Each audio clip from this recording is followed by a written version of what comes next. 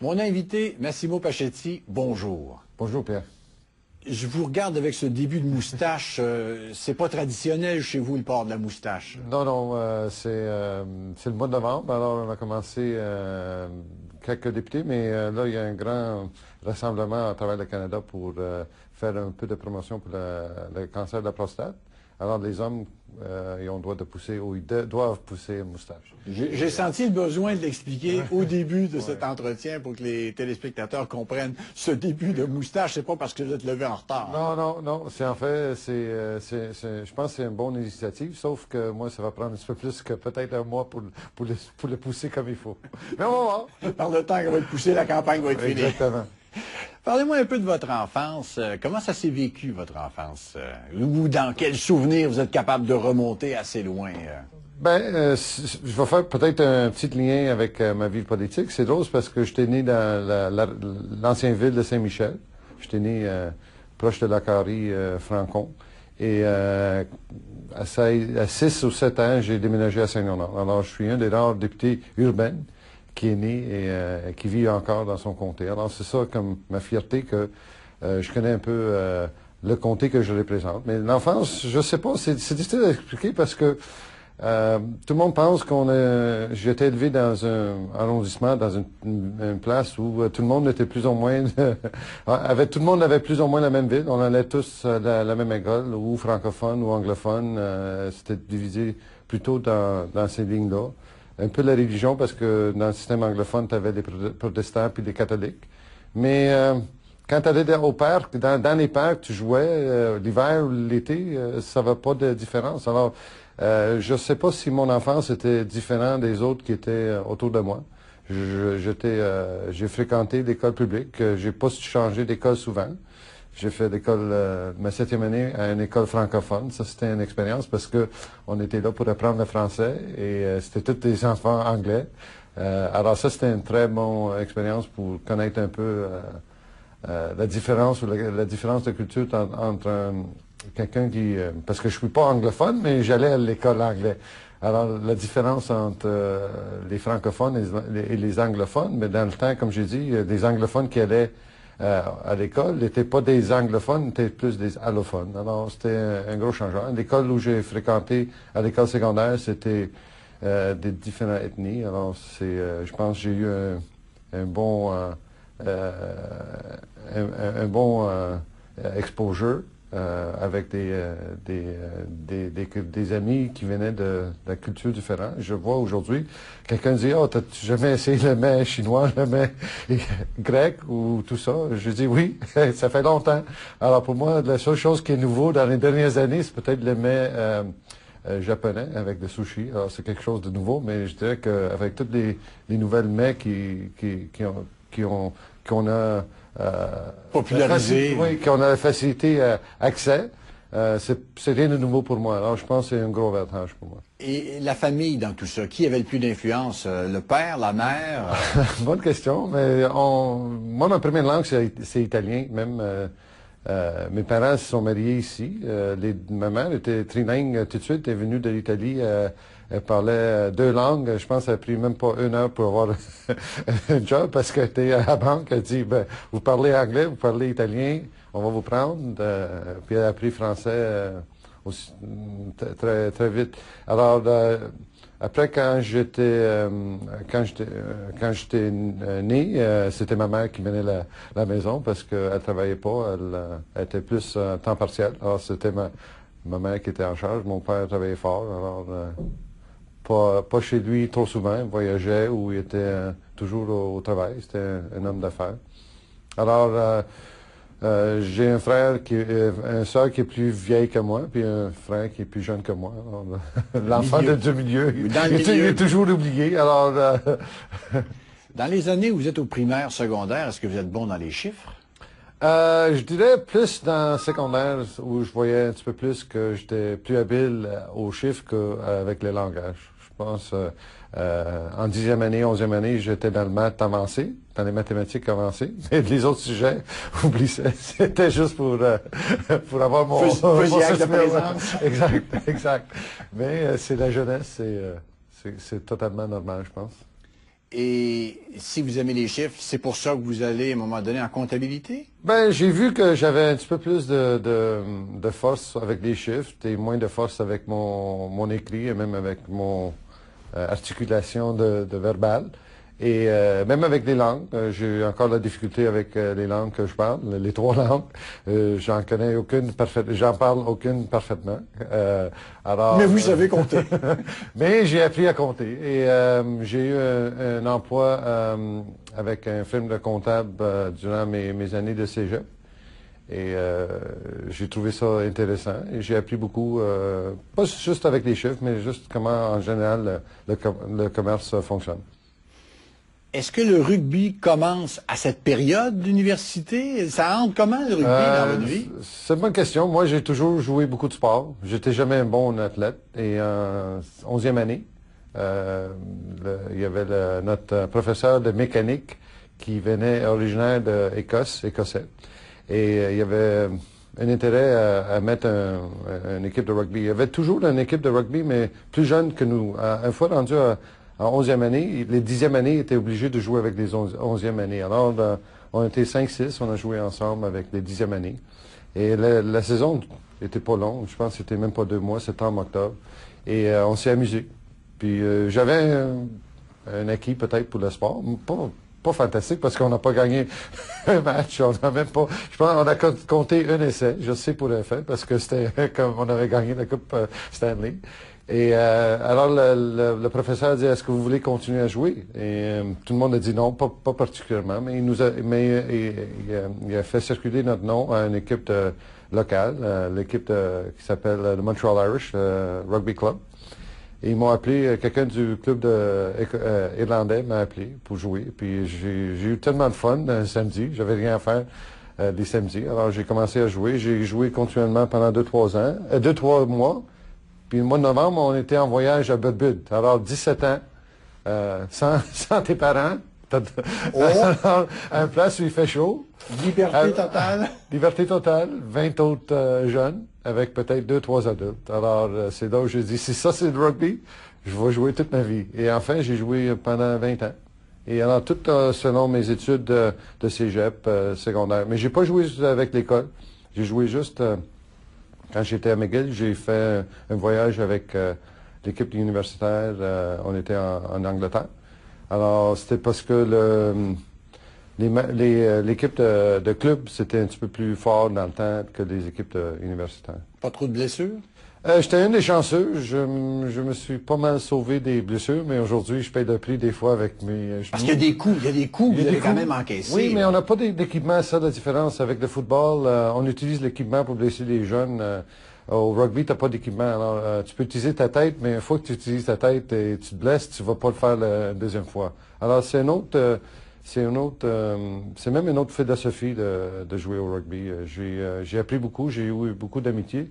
Et la différence aussi avec rugby qu'avec les autres sports, après qu'on joue le match, on prend un bière ensemble avec nos opposants, puis d'habitude, ça devient des amis parce que j'ai joué avec l'équipe de Québec et c'était avec des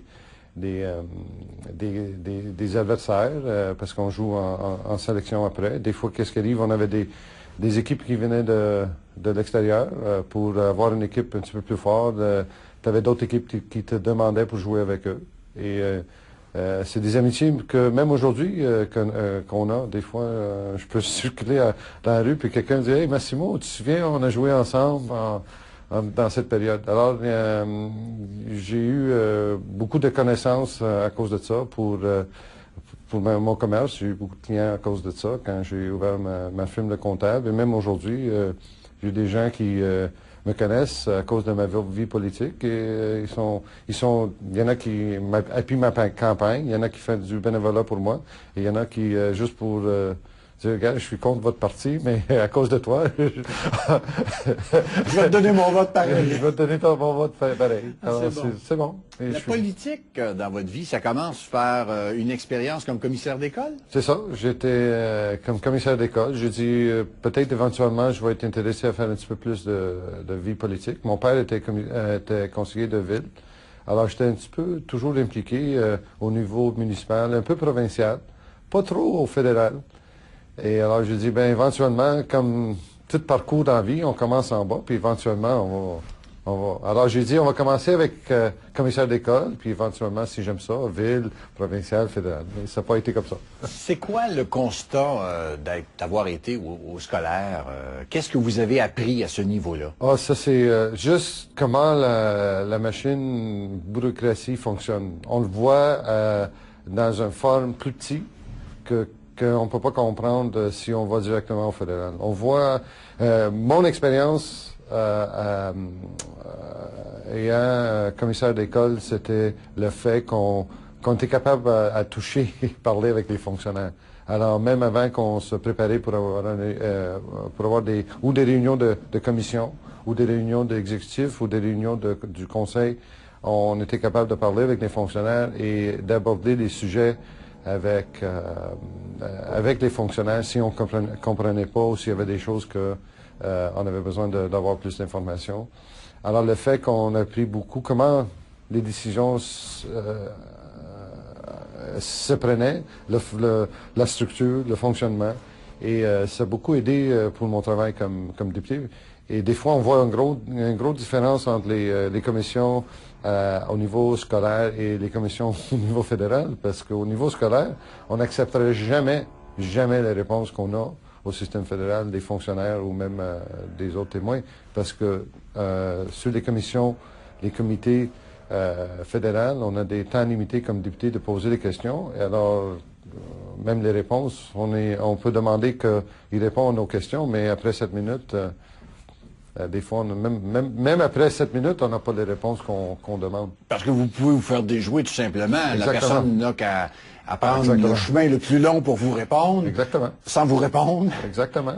Et votre temps est écoulé. Exactement. C'est le prochain député qui prend la relève, qui lui a d'autres idées en tête. Exact. Et puis des fois, même si c'est un député de votre propre parti, il va selon une longue ligne de questionnement et on perd le suivi.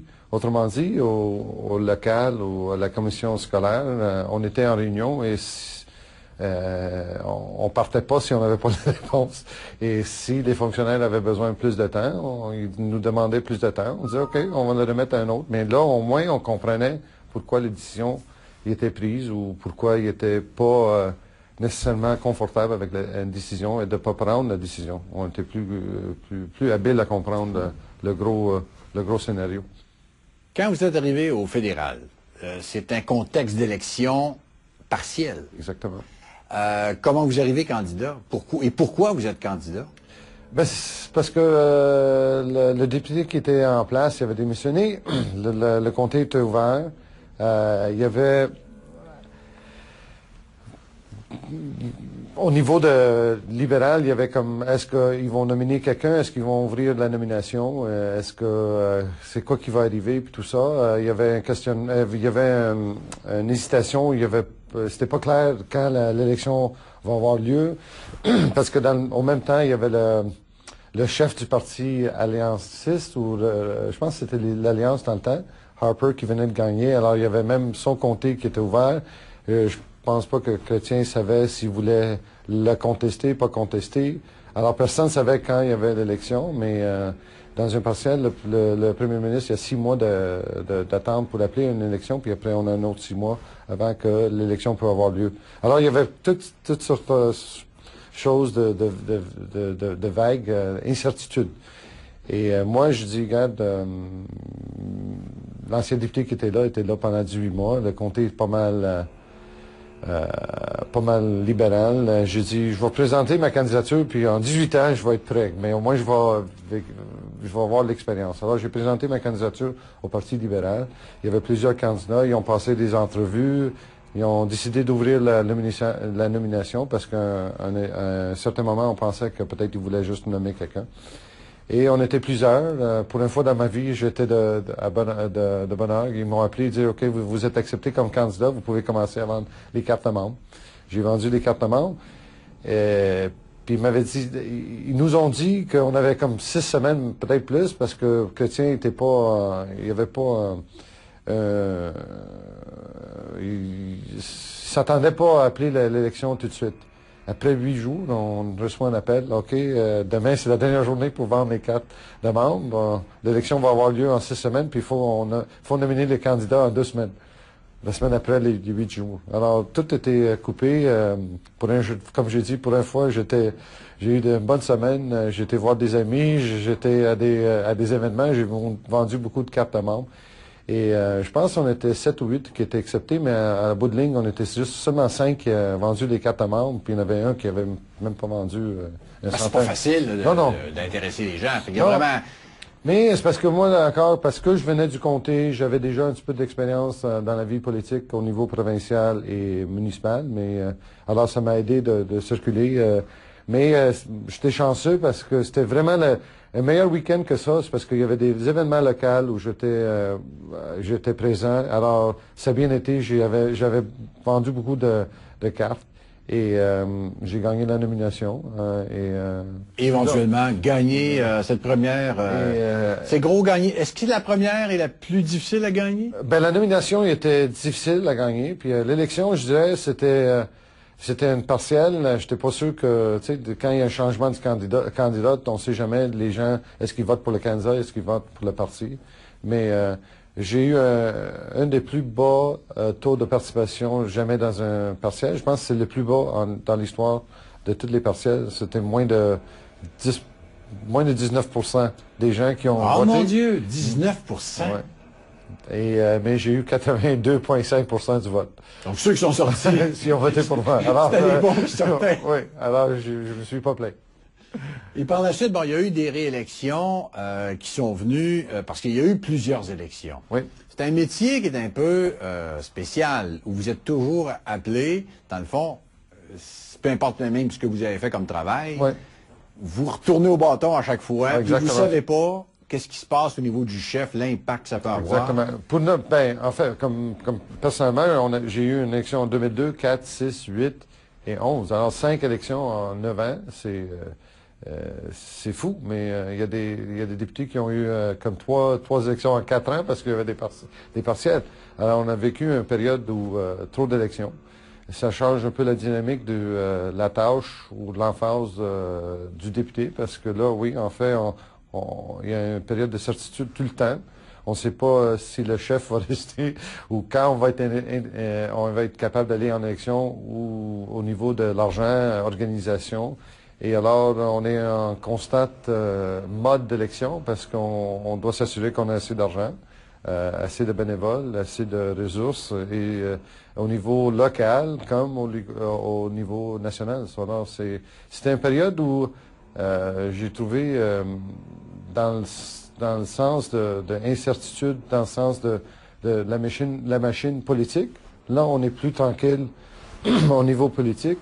On a peut-être plus d'emphase sur le côté parlementaire. Mais là, avec un gouvernement majoritaire, le contexte change avec un gouvernement majoritaire. Parce que quand vous êtes arrivé au sein d'un gouvernement majoritaire libéral. Oui. Après ça, il arrive des gouvernements minoritaires, celui de Paul Martin. Ensuite, minoritaires, conservateurs. Exactement. Comment ça, d'abord de se retrouver dans l'opposition, c'est quoi le gros changement? Ben, moi, j'ai trouvé en 2002, quand je suis arrivé avec M. Chrétien, il y avait plusieurs députés parce que là, on voyait dans les sondages, peut-être ça va être minoritaire. La meilleure chose qui peut arriver, c'est que si on va être dans un gouvernement minoritaire, ça va être moins partisan, on va travailler ensemble, on va avoir l'appui de tous les parlementaires, on va s'attendre, les choses vont être, on va faire les choses plus vite, plus amicalement. Là, on a eu une élection en 2004 avec Paul Martin et il y avait toujours cette incertitude avec Paul Martin, il travaillait fort pour avoir toujours une plateforme pour la prochaine élection. Il voulait changer la façon de faire, mais je trouve que les Canadiens n'écoutaient pas. L'emphase, on était trop fixé comme population sur la commission Gomery et on a perdu tout un volet de comment peut-être on pourrait changer la façon que ce pays soit géré sous un gouvernement Martin. Et après, on a eu des gouvernements de Harper, comme vous avez dit. Alors, comme député, il y a des ententes qui sont différentes au niveau parlementaire et au niveau des commettants. Quand vous êtes en pouvoir, les commettants pensent que vous pouvez faire n'importe quoi. Alors, ils viennent vous voir, ils disent, ben, changez cette loi, premièrement, il faut que vous me donnez cette subvention, il faut que vous faites rentrer tous mes amis, il faut que vous augmentez ma sécurité de vieillesse. Alors, l'entente sont plus élevées. Quand c'est un gouvernement minoritaire, ils disent, ben, il faut travailler plus vite parce que sinon, vous ne pouvez pas faire ces changements que moi je veux. Et quand on est dans un contexte où on est dans l'opposition, ils savent que ils vont comprendre un petit peu mieux, je pense, parce qu'ils comprennent qu'il y a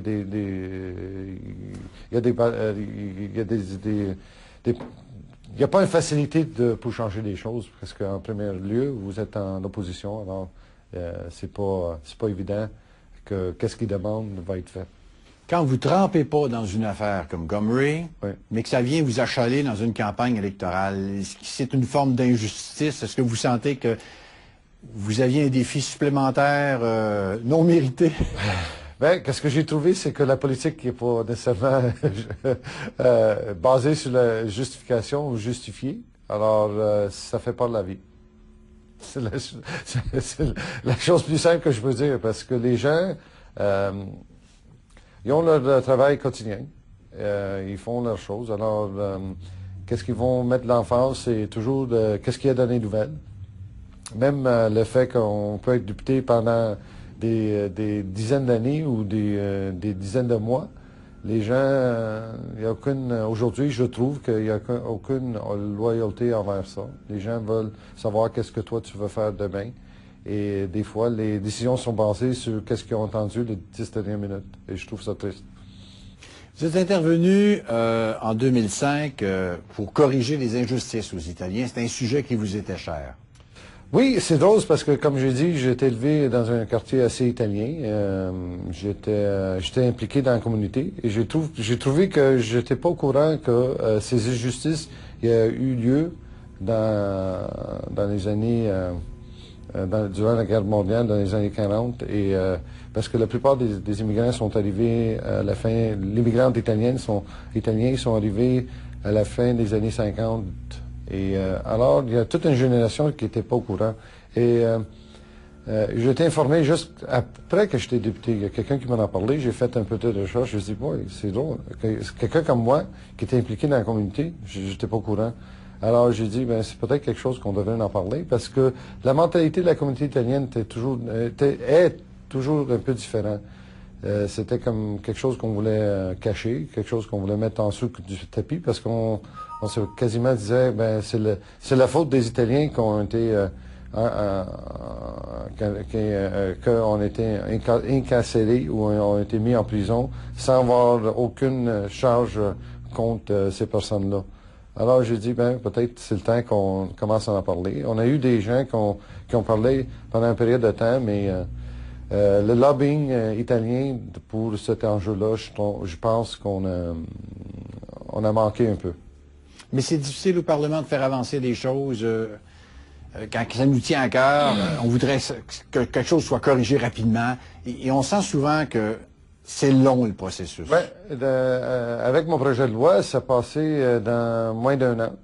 J'étais chanceux d'être un des premiers sur la liste des députés qui avaient le droit de présenter un projet de loi privé, qu'on appelle. Et j'ai eu l'appui de toutes les partis. Les conservateurs, il y avait quelques députés qui étaient en faveur du projet de loi.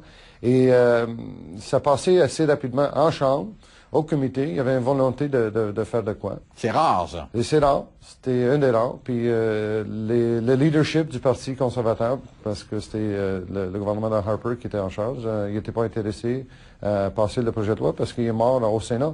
Ça passait toutes les étapes dans la Chambre des communes. J'ai essayé de travailler avec le ministre de l'Immigration qui était la personne responsable. J'ai parlé avec le premier ministre. Il n'était pas intéressé. C'est mort au Sénat. Alors, à la Chambre des communes, au moins, on a des délais de combien de temps un projet de loi peut rester en Chambre, combien de temps un projet de loi privé peut rester en comité. Alors ça a aidé pour faire avancer. J'ai eu aucun délai. Même les comités pouvaient demander pour des délais. Alors, j'étais chanceux. Mais au Sénat, il n'y avait pas ces délais, ces limites, excuse-moi. Alors, ça m'en là. Alors, si vraiment, même dans un contexte minoritaire, si on n'a pas l'appui du gouvernement, c'est très difficile à faire avancer les dossiers. Et ça devrait pas. Ça devrait pas. Les députés sont élus par leurs commettants. Ils devraient avoir le droit, s'ils ont le consentement de la majorité de la Chambre, de passer des lois. Alors, j'ai trouvé ça triste parce que on voit la conversation que, les sénateurs n'ont pas une autorité parce qu'ils ne sont pas élus. C'est ça que les conservateurs disent. Et en fait, les conservateurs ils ont utilisé le Sénat pour bloquer ce bon projet de loi. Et j'ai trouvé ça très triste. Faire de la politique quand on a une famille, c'est un défi. De se promener entre Ottawa et Montréal constamment. Est-ce qu'il reste du temps pour la famille? Moi, j'ai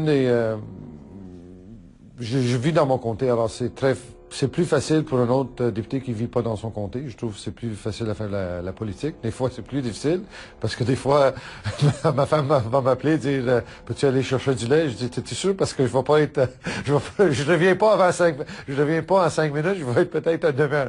Alors des fois, c'est ça le négatif. Mais je dirais que j'ai un gros avantage avec d'autres députés qui doivent prendre l'avion 5-6 heures avant de se rendre chez eux. Des vols qui sont, même des fois des vols de 1 heure, ça prend le temps d'aller à l'aéroport. Alors le fait que je fais un trajet de Montréal à Ottawa, c'est plus facile si je me compare avec d'autres députés. Mais disons, la vie politique, c'est pas facile avec la famille. C'est sûr que t'as besoin d'avoir une femme qui t'appuie. Et tu as besoin d'avoir des enfants qui comprennent que tu n'es pas toujours là. Mais j'ai toujours travaillé fort. C'est pas quelque chose qui est nouveau. Alors, des fois, durant la saison d'impôt, comme comptable, j'étais rarement chez nous. Peut-être durant la période de mars-avril. Peut-être si j'étais chez nous durant la semaine pour plus de... J'allais manger parce que j'avais mon bureau de comptable proche de chez nous. Alors, peut-être j'allais manger, puis 2-3 heures de la fin de semaine par jour.